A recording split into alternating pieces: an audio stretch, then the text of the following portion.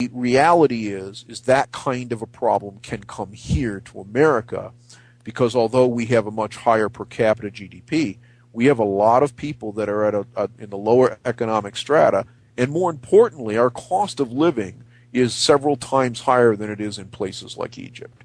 So the minimum amount of funds that you have to have in order to be able to survive in this country is substantially higher. Yeah. So do you think it's either going to be Congress grows a pair, stands up, and tells the American people the truth? We ride this continuing spiral to the point where there's riots because there's a last-minute cutting of Social Security, Medicare, various other entitlement programs. And you don't think that it'll be the bond vigilantes that'll ride to the market force that break things?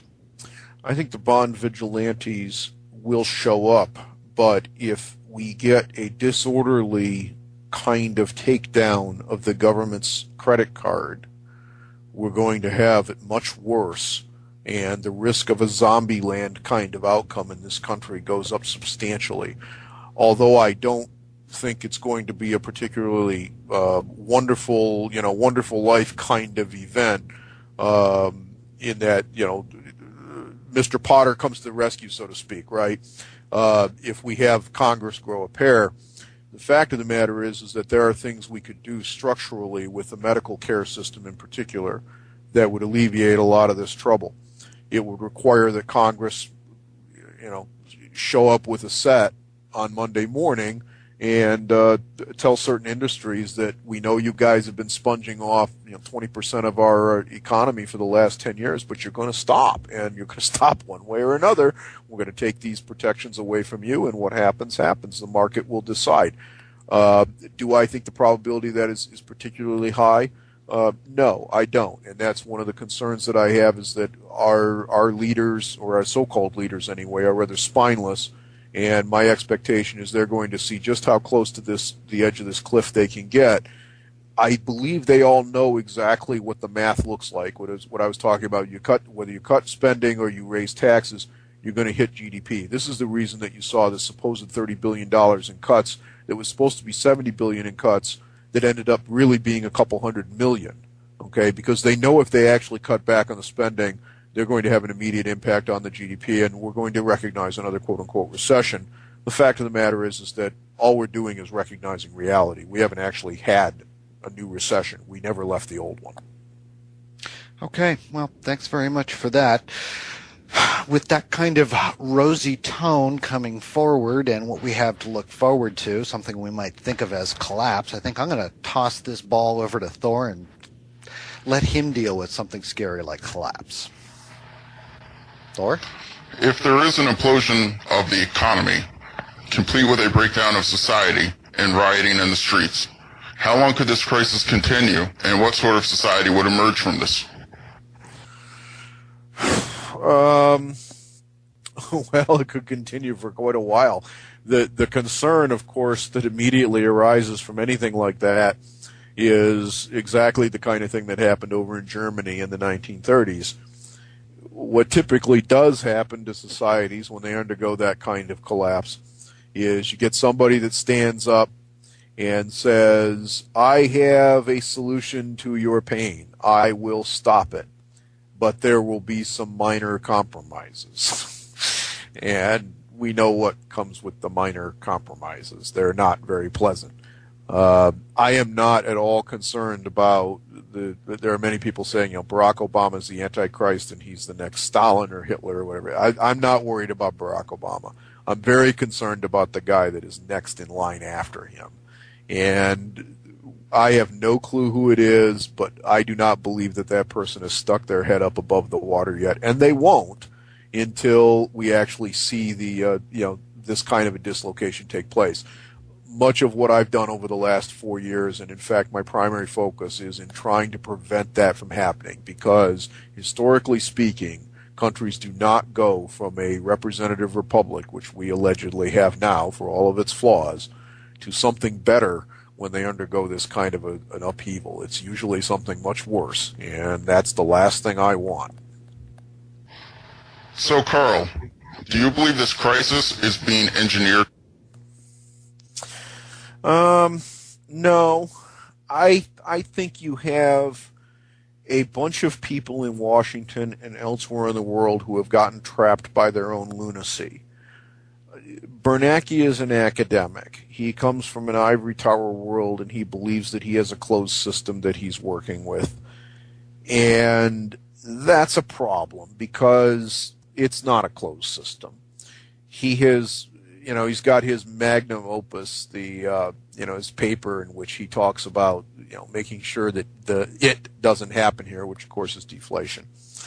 And he's been utterly unsuccessful in preventing the deflation of household wealth, which of course is the basis upon which our economy rests, and 70% of it is consumer spending. He hasn't managed to do a thing about that, and that's because we turned houses in the 2000s from a place to hang your hat and raise your kids into a speculative financial instrument. And unfortunately for him, his dream and desire is to make everything go back the way it was, and that can't be done. So I think what you have here is that he's gotten himself backed into a corner, and there's three words you will never hear come out of a politician's mouth in Washington, no matter who they are, no matter what party they're with, and that's "I screwed up." And as a result, you've always got people trying to build on their last mistake instead of saying, you know what, we blew it, we're going to throw this out, and we're going to do it differently. Okay, thank you for that, Karl. We're going to toss our next question over to Giuseppe. Okay, Karl, my following questions have an underlying premise that our financial system has already collapsed, as has our system of government, including a currency that is just not accepted anymore. Okay. I live in the suburbs of New York on Long Island, a heavily populated area, but part of the money center of the world. My situation, other than that, does not differ much more than other folks living in big cities. If we have no other place to go, how can I and others prepare for such an outcome? Get out. figure out how to make that not true. I used to live in Chicago. I spent 13 years in that town. I still call it my sentence. And I ran an internet company there during the 1990s. If you are at all aware and you're walking, from the corner grocer with a bag of groceries back to your apartment, and you look up and you see all these windows and all these buildings, and you think, gee, how many barrels could be sticking out those windows at me if somebody really wanted this bag of food? The answer is more of them than you can defend against. Okay, so we have a society that is largely dependent upon the fact that nobody wants that bag of food all that badly, and they're not willing to murder to get it. Right. If that veneer is ever lost, the cities will go feral in about an hour, and there is no defense within those enclaves against that event. They're just, as a practical matter, there isn't anything you can do other than don't be there. So I would say to people, figure out what you're going to do if that sort of horrific consequence comes to pass ahead of time. And that may involve, for people who literally can't leave, that may involve some kind of community organization between yourselves and, 100 of your new best friends, because that sort of thing may definitely be necessary. I don't like the general vision that we have if, for example, you were to lose fuel deliveries into the major metropolitan areas. The consequence of something like that would be unthinkable, and it would happen almost immediately. So what I tell people, I get asked this question all the time. Okay, this is one of the more popular ones when I do interviews, and what I tell people is this is why I put so much effort into trying to make sure it doesn't happen. Because I don't see any happy face that you can put on something like this and say, well, if I do X, Y, and Z, it'll be okay. That's fantasy land stuff. It will not be okay. So what you have to do is figure out how to make that not occur. Right. Other than flea markets or farmers markets, can you give us your ideas on how a community can organize a barter system market, makes some type of simple advertising ideas, or maybe best locations where these would be more effective? In a large city, there really isn't anywhere you can go with this, because there are very limited options that you have available to you for example, for growing food. There are some things you can do with window boxes and things like this. Okay, so I mean, you're not totally locked out, but the idea that you're going to be able to feed yourself with a couple of window boxes hanging off your 40th floor apartment building, by the way, with windows that don't open, is again a fantasy. Okay, so I think that if you're in a suburban or a rural area, it's a little different situation. There, the farmers markets and the flea markets and things like this do make some sense. What I would say to people is figure out how you would simplify your life. That if all of the luxuries that you enjoy today, figure out what is truly a luxury, what is not. Then look at what do I have to do to get through a short-term disruption, say a couple of weeks to a couple of months. If we manage to get that far and things stabilize, we'll be all right. There isn't a lot that you can do in a major urban environment if we're talking about a disruption that goes on beyond much more than 30 days. There just isn't anything you can do realistically other than get out of there. And there may not be a good way to do that. So, bug in works up to a point. But, you look at what happened over in Egypt. That went on for a relatively short period of time. Consider what would have happened if the entire country had been cut off from supplies, not just the area around the square. It would have been an absolute disaster, and it would have degenerated into rioting almost immediately as opposed to demonstrations. Thank you. And to find out how we're going to get there from here, we're going to turn to Mulder, who is going to ask Karl that horrible question. Okay, Karl, could you lay out your most likely scenario as to how you think our financial and economic system might collapse if the government can't get its act together?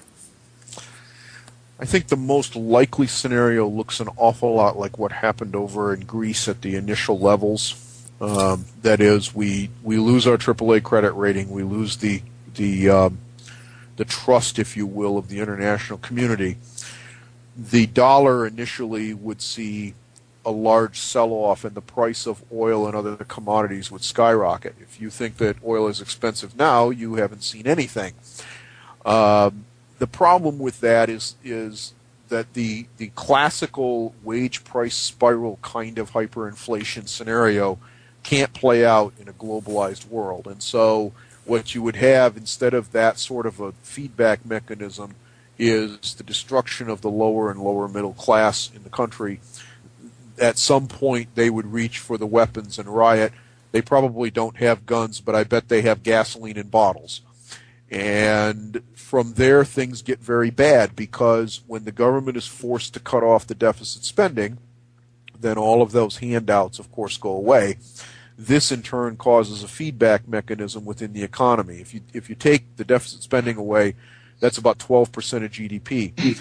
But if Barack Obama doesn't buy his 2 new limousines this year, the guys that are going to make those limousines don't have jobs, and so the actual impact is much larger than the 12% first appears.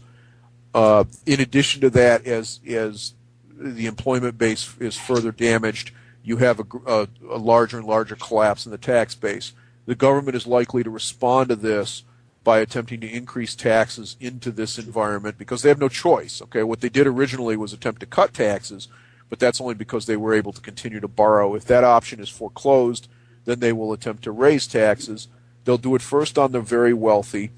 That is not going to go anywhere because the very wealthy can get in their Learjets and leave the country, and they will. And the next thing that comes is punitive taxation on capital gains and things like this.